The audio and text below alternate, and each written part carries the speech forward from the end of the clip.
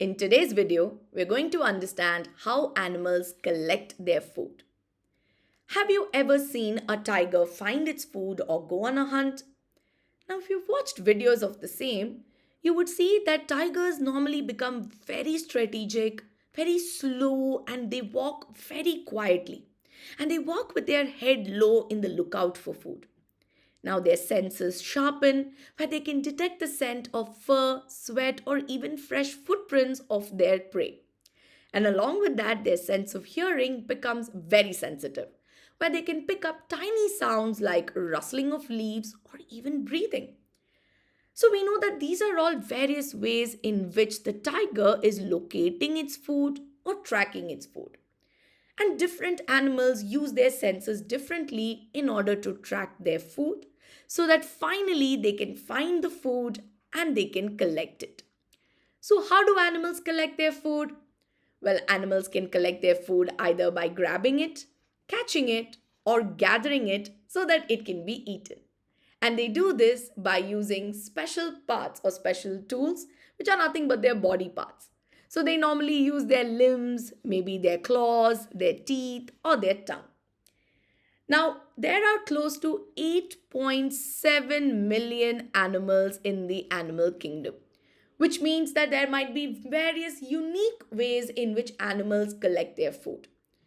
But today, I'm going to tell you a story about how I went on a safari with my friend Rick.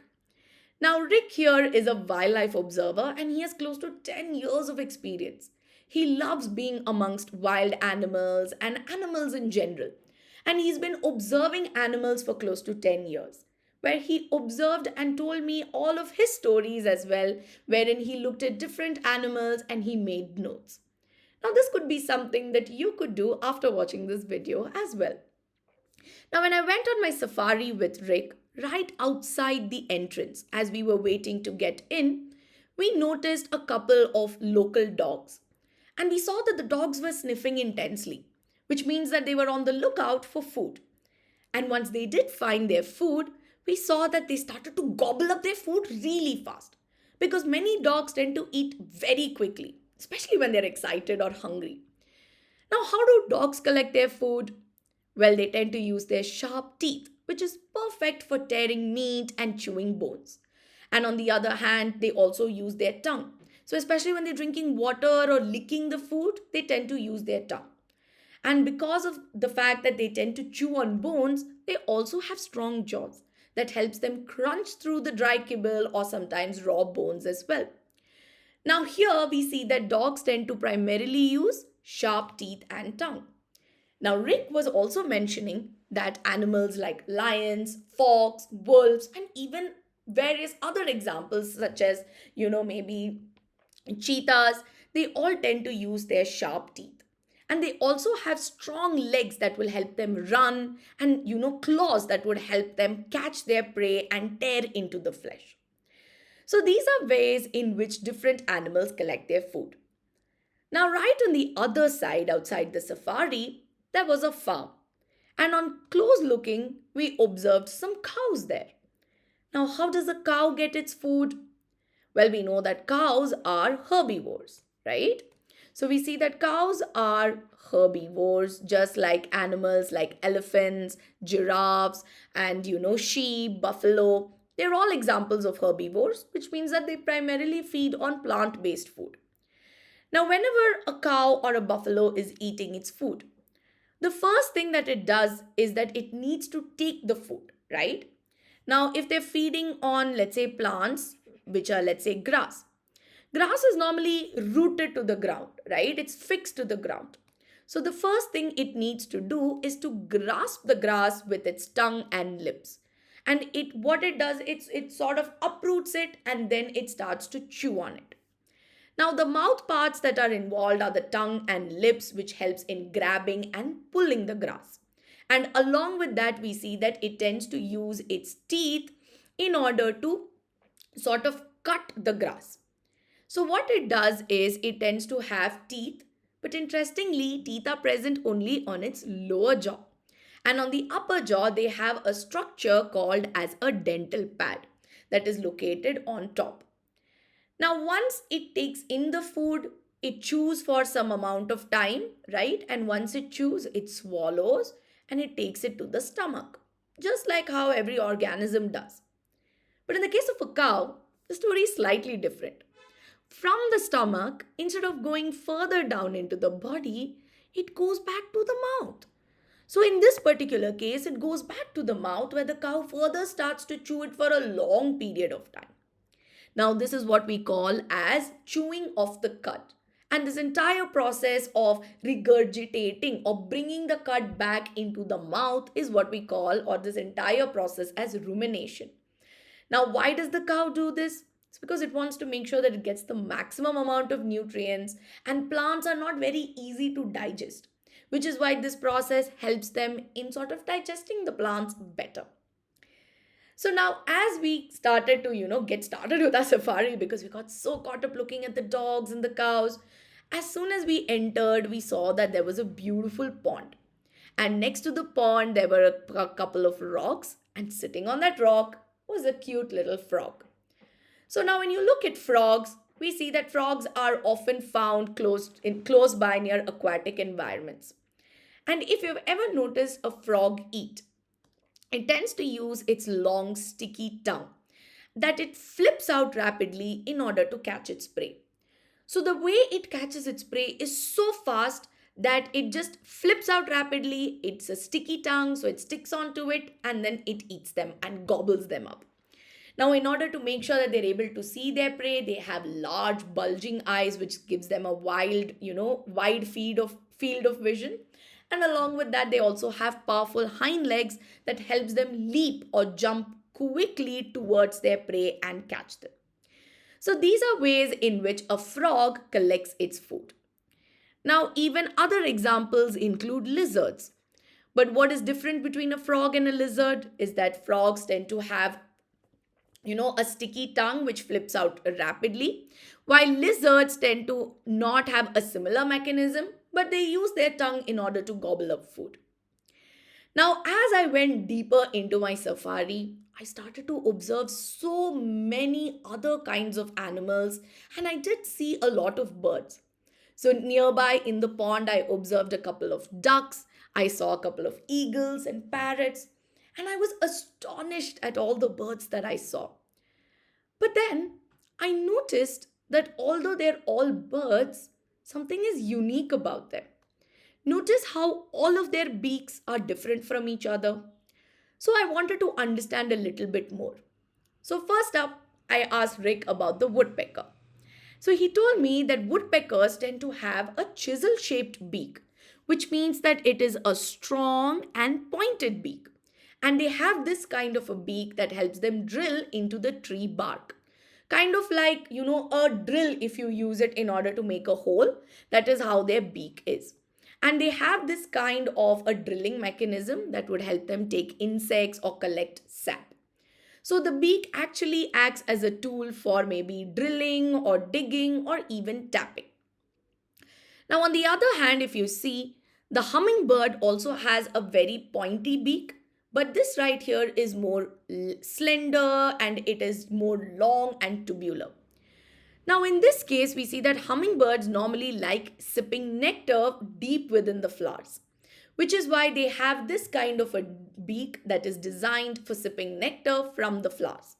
Now, this beak kind of acts like a straw for the birds, and it has an extendable tongue that helps in taking up the nectar at high speed. So, thereby, it can hover around the flower and take the nectar, but it doesn't really damage the flower. So that way we see that the hummingbird has yet another unique beak. Now next up, I looked at parrots and eagles.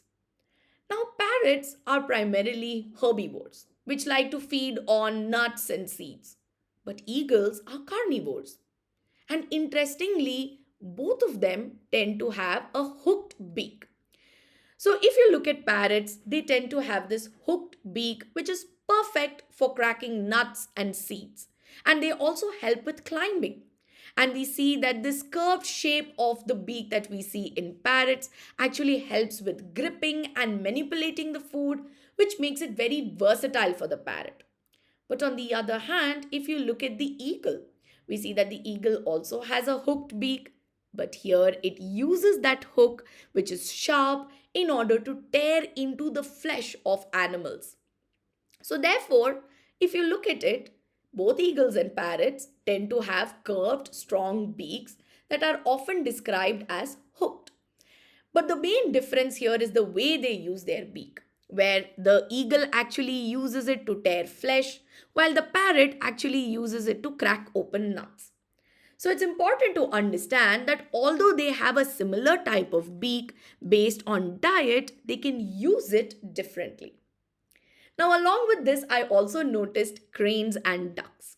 Now, cranes tend to have long pointed beaks because they often look or probe for food in the mud or shallow water, wherein they try to find fishes and insects or small aquatic organisms. And this slender beak actually helps them in making sure that they are able to find it.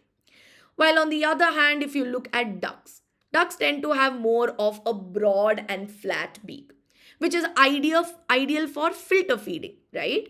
So, what is filter feeding? Primarily, if you look at it, ducks are found in water, right? So, you would find them in lakes or you might find them in ponds. But in this particular case, they are not going on a hunt, right? They are not really hunting for food. But in this particular case, what they're doing is they are just filtering the food from the water. So they keep putting their head in looking for food, and with the help of their beaks, they're able to filter out the food from the water. So thereby we see that this kind of a mechanism is observed in animals where they don't really hunt for food, but they just find their food.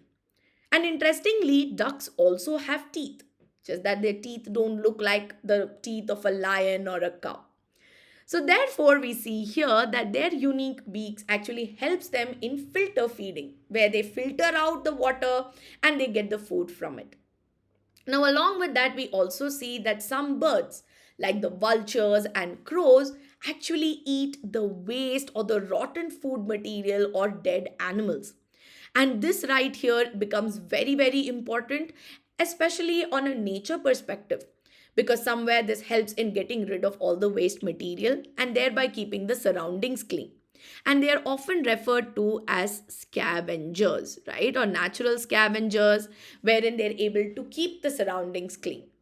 Vultures are also said to be scavengers because they're often found feeding on dead organisms, right? Or carcasses of dead organisms. So, as we went on an exploration, we looked at all these different birds. But as we got closer to the pond, I noticed that there were these small slug like, worm like structures. Now, these are leeches. Now, if you look at leeches, leeches are often found in very moist places. And they often tend to stick onto your skin and suck the blood. Now, the other time, a couple of years ago, I had gone on a trek.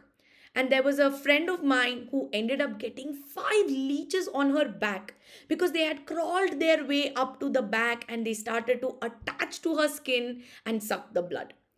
Now, they're able to do so because they have these powerful suction like suckers that tend to suck the blood from the body and they tend to feed on the same.